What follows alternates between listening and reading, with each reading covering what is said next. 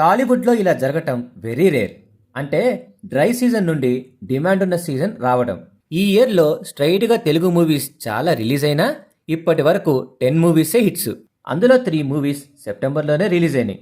నెలకి ఒక్క సినిమా అయినా హిట్ అవ్వటమే ఎక్కువరా అనే టైం నుండి 1 మంత్లోనే 3 మూవీస్ హిట్స్ అవ్వటం మెయిన్ హైలైట్. జనవరిలో సంక్రాంతికి వస్తున్నాం లాంటి రీజనల్ ఇండస్ట్రీ హిట్తో స్టార్ట్ చేస్తే Thandel, Court, Mad Square, Hit 3, Single, Kubera ఇలా 8 మంత్స్లో 7 మూవీస్ హిట్స్ అయినాయి. సెప్టెంబర్ ఫస్ట్ వీక్లో మాత్రం లిటిల్ హార్ట్స్, సెకండ్ వీక్లో మిరాయ్ అండ్ కిష్కిందపురి ఇలా back to back blockbusters అవ్వటంతో సినిమాల కంటెంట్ ఉంటే ఆడియన్స్ పక్కా హిట్ చేస్తారు అని మళ్ళీ ప్రూవ్ చేశారు. నెక్స్ట్ వీక్ ఓజీతో ఈ స్ట్రీక్ కంటిన్యూ అవ్వాలి. అయితే డిసెంబర్లో వచ్చే అఖండ 2 తప్పిస్తే నెక్స్ట్ 3 మంత్స్ వరకు నోటబుల్ మూవీస్ ఏమి లేకపోవడం ఒక మైనస్. మళ్ళీ 2026 సంక్రాంతి వరకు వెయిట్ చేయాల్సిందే. చూద్దాం ఈలోపు ఏమైనా మిరాకిల్స్ జరుగుతాయేమో.